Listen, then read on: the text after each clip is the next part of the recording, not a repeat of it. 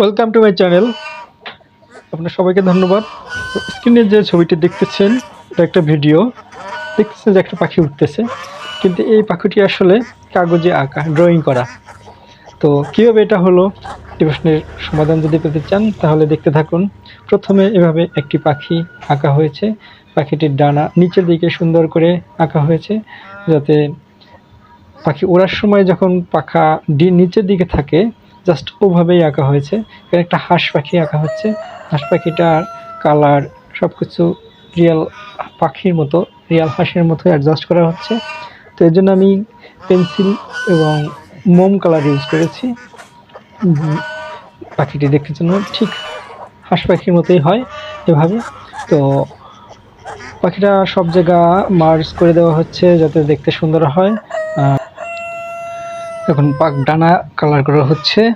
ডানা কালার করার পরে ঠিক অন্য জায়গাও কালার করে ঠিক সুন্দর অ্যাডজাস্ট করা হবে যাতে ঠিক রিয়াল হাঁসের মতোই হয়।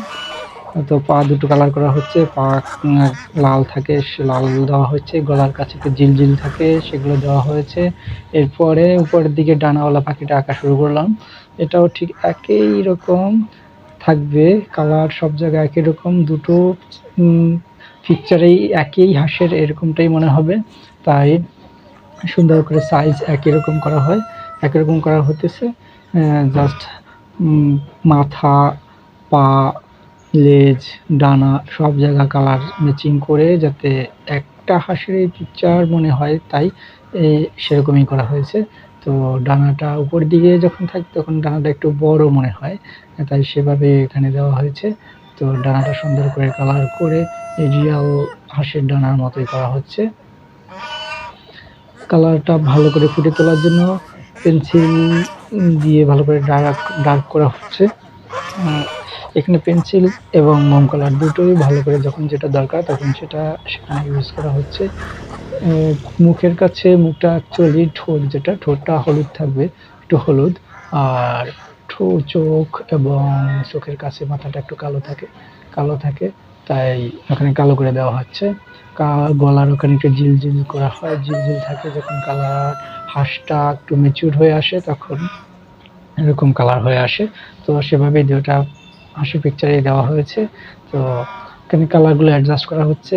গলার কাছে একটু কালো থাকে, ব্রাউন কালার থাকে, সেভাবে দেওয়া হচ্ছে। পা দেওয়া হবে সব জায়গায় ঠিক একই রকম, দুটো পিকচারেই একই রকম মনে হবে যেন একটা হাঁসেই, তাই সেভাবে দেওয়া হচ্ছে। এখানে পা দেওয়ার পরে পাটা দেওয়া হচ্ছে। পা দেওয়ার পরে সব জায়গায় জাস্ট কালার একই রকম যেন হয় সেভাবে অ্যাডজাস্ট করা হচ্ছে। দেখে রাখুন, এই ছবিটি আঁকা যখন হয়ে যাবে তারপরে কিন্তু দুটো পিকচারেরই 5 সেকেন্ড করে ভিডিও করতে হবে। ভিডিও করার পরে ওই ভিডিওটিই এডিটিং করতে হবে। এডিটিং করে এই ভিডিওটির ফ্রেম অ্যাডজাস্ট করতে হবে। ফ্রেম অ্যাডজাস্ট করার পরে এটা বারবার কপি করে এর ভিডিও লেন্থ বাড়াতে হবে। যেমন এটা 5 মিনিটের মধ্যে করেছিলাম, তো ভিডিও লেন্থ বাড়িয়ে এরপর স্পিড বাড়িয়ে দিতে হবে।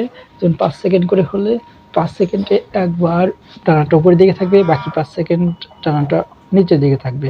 তো স্পিড যখন বাড়ানো হবে তখন আরও অল্প সময়ের মধ্যে একবার পাখা উপরের দিকে একবার নিচের দিকে এভাবে থাকবে। ভিডিওটি যখন রানিং করা হবে তখন মনে হবে হ্যাঁ পাখিটি উঠতেছে। তো এইভাবে দেখতে থাকুন। এভাবেই অ্যাকচুয়ালি করা হয়েছে। তো এখানে দেখতে আপনাদের কি মনে হচ্ছে? মনে হচ্ছে না যে আসলে হাঁসটি উঠতেছে, কিন্তু আসলে এটি কাগজে আঁকা একটা পিকচার। জাস্ট দুটো পিকচার বারবার পাশাপাশি বসিয়ে ভিডিও করা হয়েছে এবং জাস্ট একটু টেকনিক করে এডিটিং করে এটা করা হয়েছে।